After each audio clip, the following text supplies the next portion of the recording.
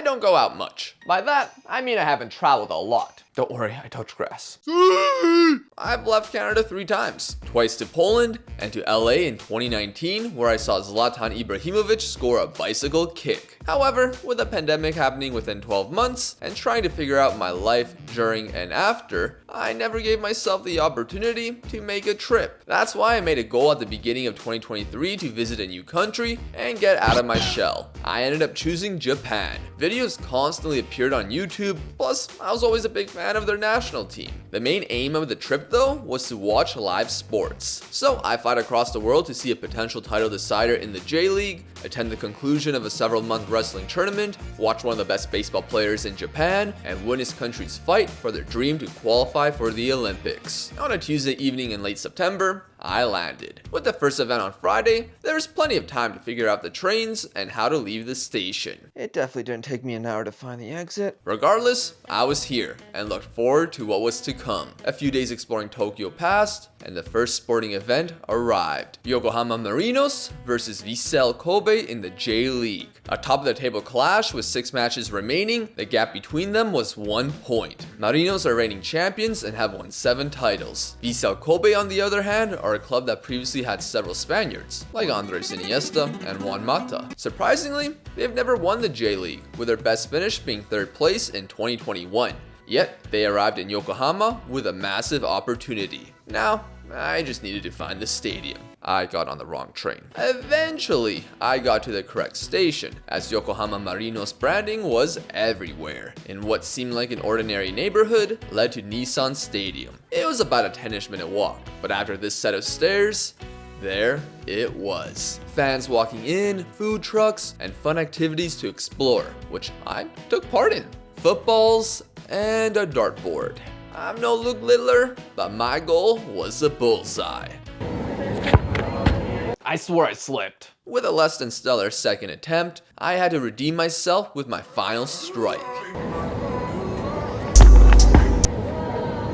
It would have been a bullseye on the 4th. Nissan Stadium is massive. Filling a 72,000 capacity stadium wasn't happening. Don't let the empty seats fool you. Once the supporters section fills up, the atmosphere ramps up. The Kobe fans were already making noise, and fair play to so many making the trip on a Friday evening. However, it's time to introduce the real star of the show, and it's not the players warming up. It is Marinosuke the Seagull. This was who I traveled 10,000 kilometers to see, and he began conducting the supporters. After catching a glimpse of Juan Mata, this happened before the players walked out.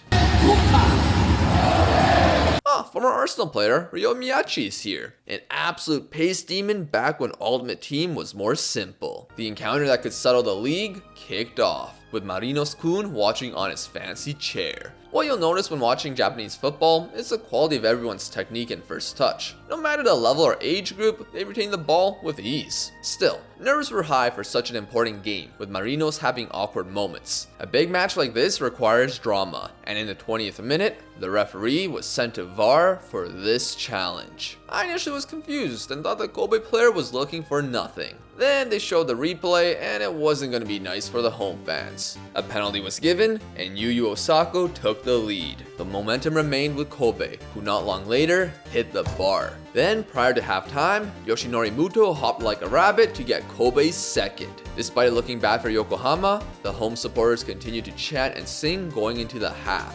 Could Marinos salvage something from this game? It was now or...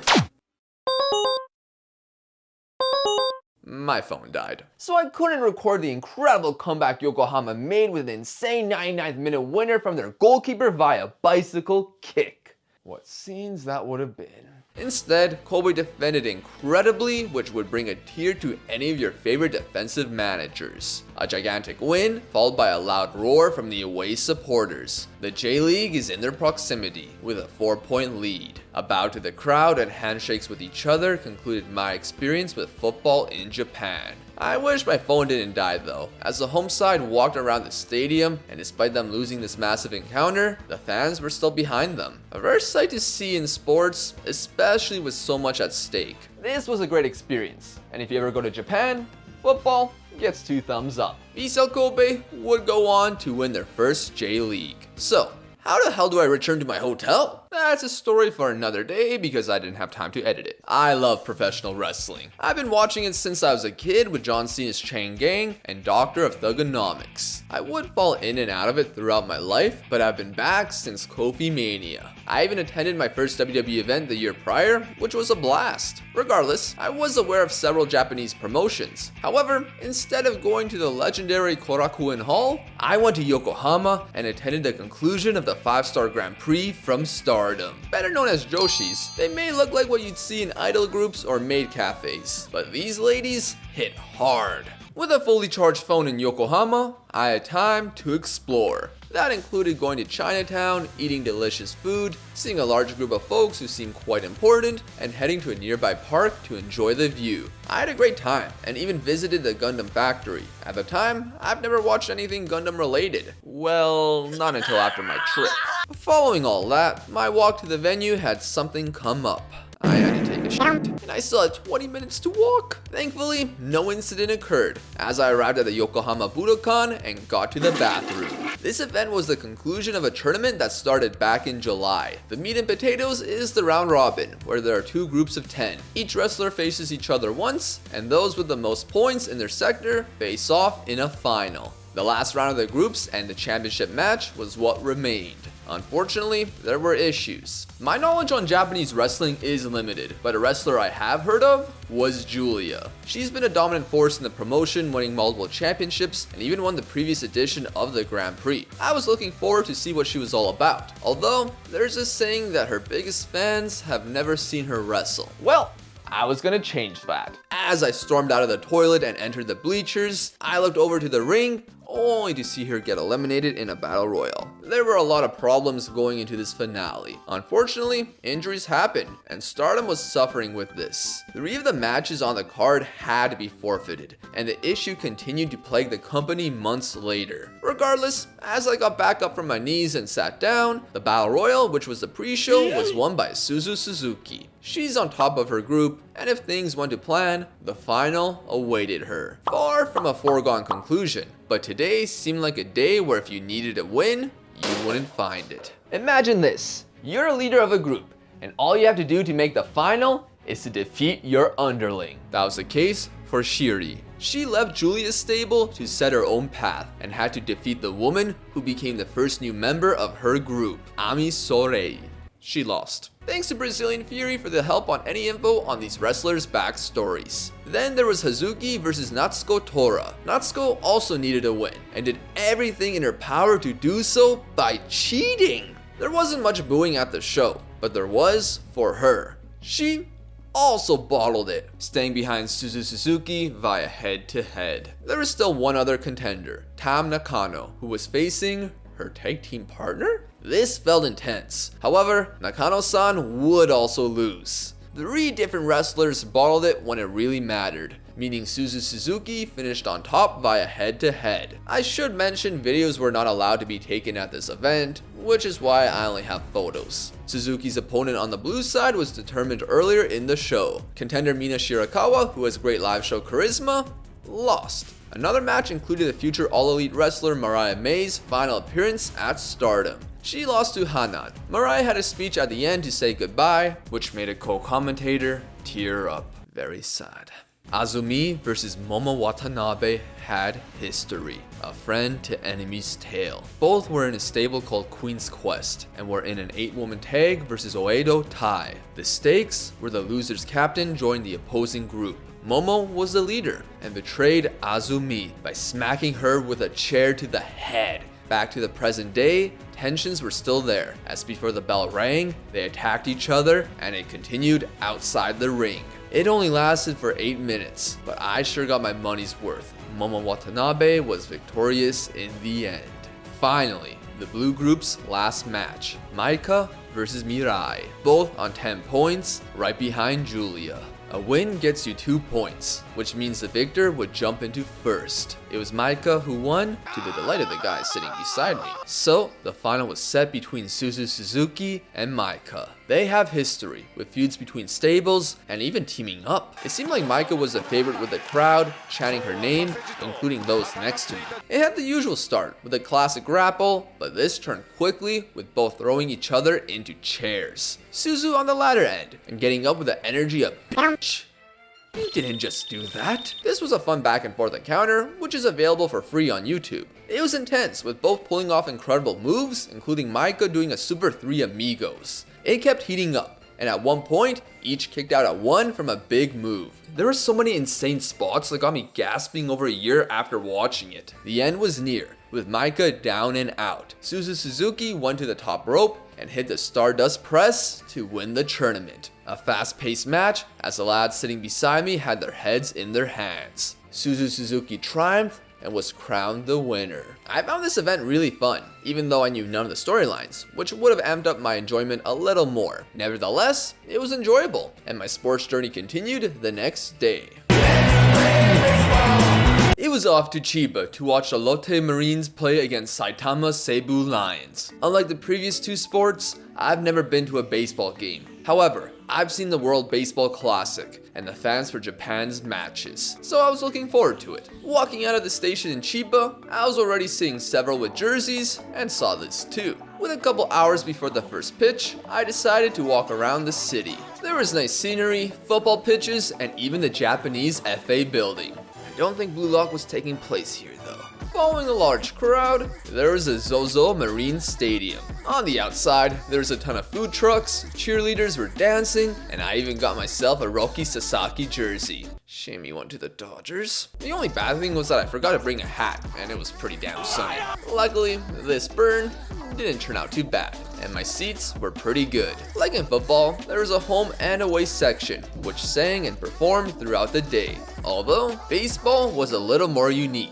In YouTube's early years, I watched a lot of Earthbound content, or how it's called in Japan, Mother, there is no other. There was a specific video I recall called Earthbound and Japanese Baseball. It was a song sung by fans for Shigeyuki Furuki in the tune of a track from the video game. I always found this fascinating, and looked forward to experiencing something like this live. The stakes weren't as high compared to the previous two events. This was a regular season game, and like American baseball, playoffs occurred after its completion. The top 3 in each division qualify, and Chiba were not in the best form. In the previous 2 weeks, they played 12 and only won 3. Their ace Roki Sasaki also hadn't pitched for at least the previous month. He's an excellent player with a supposed high ceiling and threw a perfect game of no hits or walks allowed at just 20 years of age. It's one of the reasons I chose to watch this team, but it wasn't meant to be. While the storylines weren't major other than chasing playoffs, it'd be all good for a fun time. That was what I got. It began before the first pitch, where players came out in smoke and flames, including Chiba's starting pitcher, CC Sabathia. No wait, that wouldn't make sense. The man is 43. Instead, it was CC Mercedes, walking with Dominican music booming and supporters chanting his name. For every batter on the Marines, they walked into music, and while they were at bat, the supporters section chanted and sang for them to perform well. The away fans did so too for their guys. Several were quite catchy, where I got my foot tapping. Even for Saitama. Some to note include Gregory Polenko walking to I'm a Boss by Meek Mill, followed by his chant.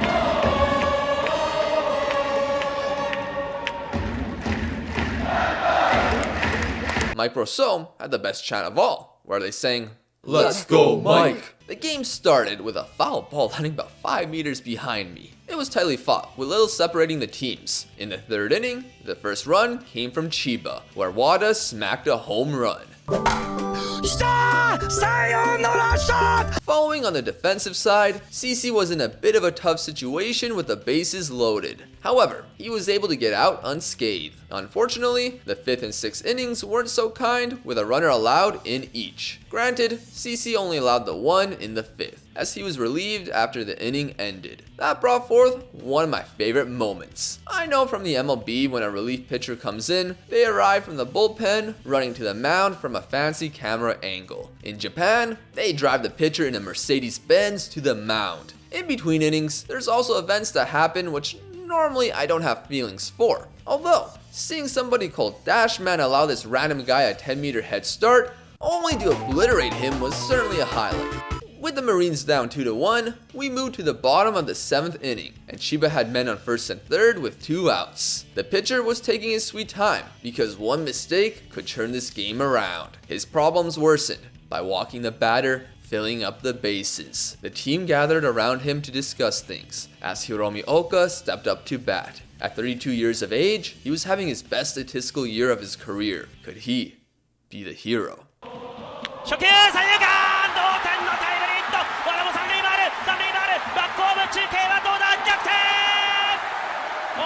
What an exhilarating moment. The stadium roared as guys to my left got out of their seats cheering, and the Sendai fan to my right just sat there. Relief pitchers came in for the 8th and 9th inning, of course in style, and Sawada closed it out for a Chiba victory. What a fun experience, and I'm happy the home fans got to leave in joy. Chiba ended up making the playoffs, but lost in the semifinals. After I returned to my hotel to rest, I was still amped from the game. So I went to the batting cage in Akihabara. I only have footage of me throwing pitches, which went a lot better than the batting, because I couldn't hit Over the week, I flew to Kobe to eat Wagyu, didn't get Wagyu. Then I took a train to Osaka where I stayed for a couple of days and enjoyed the vibe. Kyoto on the other hand, I don't want to talk about it. I also saw deer in Nara and went back to Tokyo on a bullet train to experience the final sporting spectacle, volleyball. Volleyball was a sport I played in junior high, where my school won the city championships. I was the bench warmer. I stopped playing when I got to high school, maybe because of a lost confidence for being a bench warmer. I can't really remember. However, for the last couple of years, I watched volleyball with my dad as Poland competed and won big tournaments, especially in 2023. I also watched Haikyuu earlier in the year, which brought back memories of practicing and playing volleyball. I tried not to have regrets in my life, but I sort of wished I played the sport in high school. Nevertheless, what I came to watch was a men's Olympic qualification tournament. There were 3 venues, and one of them was conveniently located in Tokyo. This event is what extensively made me book my trip. Arriving at Yoyogi Park, the venue's building looked cool, and I was excited to see the great crowds Japan had to offer. It was practically empty. Okay, to explain things, this tournament had 7 days to be played, and I arrived on the 5th. It was Friday morning, people had work, and the home team wasn't playing until the evening. The countries at this specific venue were Finland, Egypt, Tunisia, Turkey, Serbia, Slovenia, USA, and of course, Nippon. There were 4 games to happen, so I thought, let's get there for 10 AM and watch all of them. The first match was between Turkey and Finland, and by this point, both had no shot to qualify. Turkey though were the favorites and were up by 2 sets, but Finland fought hard and pushed it to a 5th. Unfortunately for them, they didn't have anything left as Turkey triumphed. Then I noticed the greatest thing I've ever seen, the mascot. I always wondered what was on Hinata's shirt. Regardless, I needed food because the options at the venue, well, luckily I could leave without an issue and took a walk down the street to Family Mart to buy some famichiki and a banana wrapped in plastic. I also purchased some souvenirs, including a green version of the mascot. Returning to the venue, a North African encounter was occurring with Egypt versus Tunisia. Egypt actually stunned Japan earlier in the tournament, defeating them in 5 sets. However, Tunisia won the first 2 sets handily. Yet, like against Japan, Egypt made the comeback and won. Similar to the previous match, neither could qualify, but it was still a fun game. I especially enjoyed the Egyptian players celebrating with the mascot. The Rizzler, or I would have called him that if this came out when it was supposed to, well, he had a lineup taking pictures with him, but I was too shy to go. Now comes the first big game, USA versus Slovenia. At the time, the States were ranked 2nd in the world behind Poland, very nice, while Slovenia were 7th and finished 3rd in the summer's European Championships. Although, seeing them juggle was a bad omen. While the crowd was increasing, the match itself was kind of one-sided. Slovenia won a set, but the US were better and deservedly celebrated with the mascot. I'm not gonna lie though, 3 volleyball games in a day had me exhausted as I nearly fell asleep. It wasn't boring, I just needed more to hype me up. And then, the crowd arrived. Japan were playing Serbia, and a loss for either side could end their chances of Olympic qualifying. The capacity at Yoyogi Gymnasium was around 13,000, which was less than the football and baseball. However, with these inflatable sticks, it made the crowd electric, and the players matched it, leading to a dominant first set. That continued into the second, despite everything I recorded leading to a Serbia point, such as impressively saving this. The reality was that Japan dominated. A second set win of 25-14 led to a closer third set. On match point, it was Japan's defense once again earning the point and the encounter. That left the home fans happy, especially the mascot. Now, there's always the other side, the losers. Serbia were eliminated, leaving several players disappointed.